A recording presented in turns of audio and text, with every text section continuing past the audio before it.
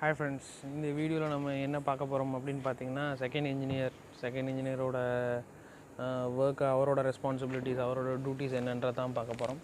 So நம்ம இது வரைக்கும் வந்து பார்த்திங்கன்னா வந்து 5th engineers, 4th engineer, 3rd engineer வரைக்கும் நம்ம வந்து ப்ரீவியஸ் வீடியோஸ்லலாம் பார்த்துட்டோம்.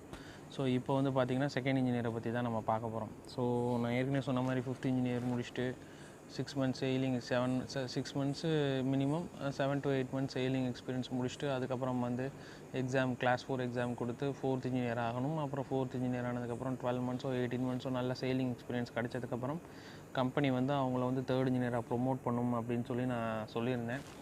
ஸோ இப்போ வந்து செகண்ட் இன்ஜினியர் அப்படின்னு பார்த்தீங்கன்னா வந்து 4th engineer, 3rd engineer, so இந்த மாதிரி 3rd இன்ஜினியராக ஒரு 12 months நல்ல ஒரு சைலிங் எக்ஸ்பீரியன்ஸ் இருந்துச்சுன்னா வந்து அவங்க வந்து எக்ஸாம் கொடுக்கலாம். ஸோ அவங்களுக்கு நார்மலாக வந்து இதே 12 months தான் தேவை. சைலிங் எக்ஸ்பீரியன்ஸ் வந்து 12 months இருந்தாலே நம்ம வந்து செகண்ட் இன்ஜினியர் எக்ஸாம் வந்து கொடுக்கறதுக்கு நமக்கு எலிஜிபிலிட்டி இருக்குது. பட் ஆனால் வந்து 12 months கொடுத்தா அந்தளவுக்கு நமக்கு செகண்ட் இன்ஜினியராக இருக்கிறதுக்கு எக்ஸ்பீரியன்ஸ் இருக்காது. ஸோ அதனால் வந்து 4th இன்ஜினியராக ஒரு 12 months, 3rd இன்ஜினியராக ஒரு 12 months அடித்தோம்னா ஒரு 24 months நமக்கு கிடைக்கும்.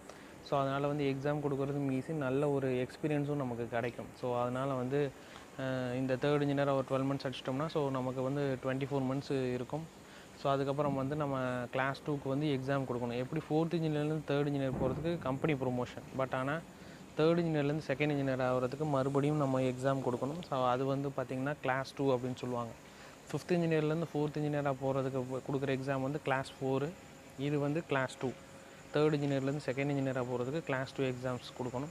ஸோ இதுவும் அதே மாதிரி தான் ரிட்டர்ன்ஸ் அண்ட் ஓரல்ஸ் இருக்குது. ஸோ அது எல்லாத்தையுமே நம்ம கிளியர் பண்ணதுக்கப்புறம் நமக்கு வந்து சிஓசி கொடுப்பாங்க. கிளாஸ் 2 சிஓசினா சர்டிஃபிகேட் ஆஃப் காம்பிடென்சின்னு நான் ஏற்கனவே சொல்லியிருந்தேன்.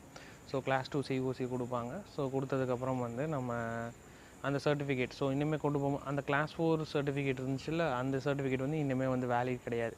ஒன்ஸ் நம்ம வந்து கிளாஸ் 2 சர்டிஃபிகேட் வாங்கிட்டோம்னா அடுத்த லெவல் வாங்கிடுறோம். ஸோ வாங்கினதுனால இனிமேல் கிளாஸ் 4 சிஓசி வந்து எலிஜிபிள் கிடையாது. ஸோ கிளாஸ் 2 சிஓசி தான் இனிமேல் எலிஜிபிள். ஸோ நெக்ஸ்ட் டைம் நம்ம ஷிப்புக்கு போகிறப்போ வந்து class 2 COC plus passport, CDC இது எல்லாமே நம்ம எடுத்துகிட்டு போகணும்.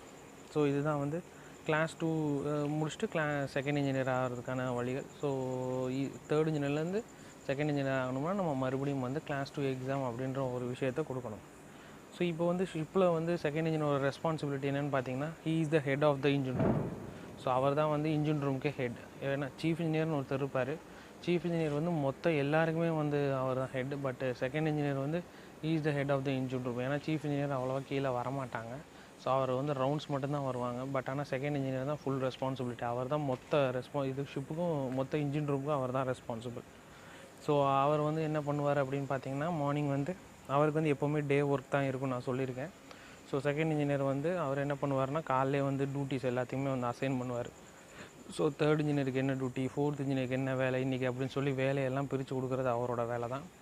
ஸோ அவரோட மெயின் மெஷினரி என்னென்னு பார்த்தீங்கன்னா மெயின் இன்ஜின் வந்து அவர் கையில் தான் கொடுத்துருப்பாங்க. So main engine full and full அவரோட பொறுப்பில் தான் இருக்கும். ஸோ மேனோவரிங் இது எல்லாமே வந்து அவர் தான் பண்ணணும். ஸோ மேனோவரிங்னா என்னன்றதை பற்றி நான் ஒரு வீடியோவில் தனியாக சொல்கிறேன். ஸோ எல்லாமே அவர் கையில் தான் இருக்கும். ஸோ செகண்ட் இன்ஜினியர் தான் எல்லா ரெஸ்பான்சிபிலிட்டியும் பார்க்கணும். அவருக்கு வந்து யூஎம்எஸ் வாட்ச் கீப்பிங் வராது. செகண்ட் இன்ஜினியருக்கு வந்து நார்மலாக வந்து வாட்ச் கீப்பிங் வராது. அவர் வந்து டே ஒர்க்கர். ஸோ டேயில் தான் அவர் ஒர்க் பண்ணுவார். ஸோ அவர் வந்து என்ன பண்ணுவார்னா, சீஃப் இன்ஜினியருக்கு டேரெக்டாக ரிப்போர்ட் பண்ணுவார். ஸோ என்னென்னலாம் ப்ராப்ளம்ஸ் இருக்குது, என்னென்னலாம் இன்றைக்கி நம்ம பண்ண போகிறோம் இன்ஜின் ரூமில் அப்படின்றத ஃபுல் அண்ட் ஃபுல் வந்து செகண்ட் இன்ஜினியர் தான் வந்து சீஃப் இன்ஜினியருக்கு வந்து சொல்லுவார். ஸோ செகண்ட் இன்ஜினியர் ரூம்ஸ் எல்லாம் பார்த்திங்கன்னா வந்து 3rd இன்ஜினியர் 4th இன்ஜினியர் ரூம்ஸை விட நல்ல பெருசாகவே வந்து ஒரு தனி டபுள் காட் பெட்டு, ஒரு ஆஃபீஸ் ரூமு, இது எல்லாமே வந்து செப்பரேட் டாய்லெட், இது எல்லாமே வந்து கொடுத்து நல்லா டிவி எல்லாமே இருக்கும்.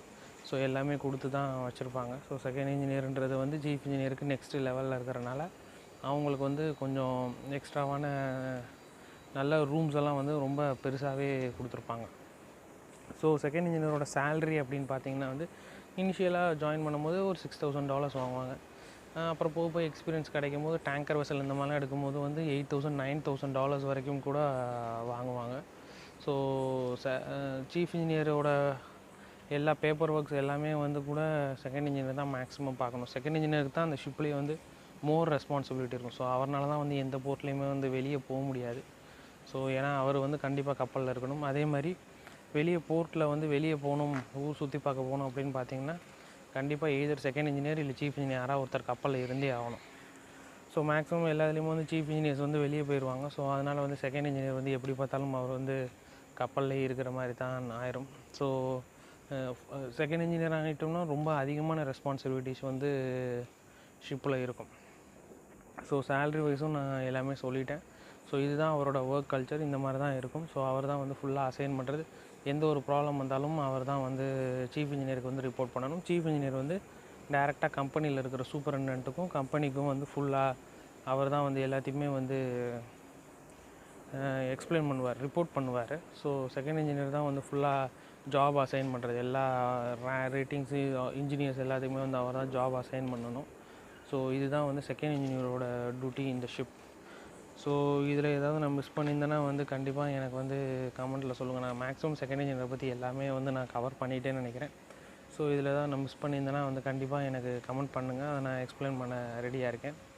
ஸோ இந்த வீடியோ உங்களுக்கு பிடிச்சிருந்துச்சின்னா லைக் பண்ணுங்கள், ஷேர் பண்ணுங்கள், கமெண்ட் பண்ணுங்கள். கண்டிப்பாக என் சேனலுக்கு சப்ஸ்கிரைப் பண்ணுங்கள் ஃப்ரெண்ட்ஸ். தேங்க்யூ.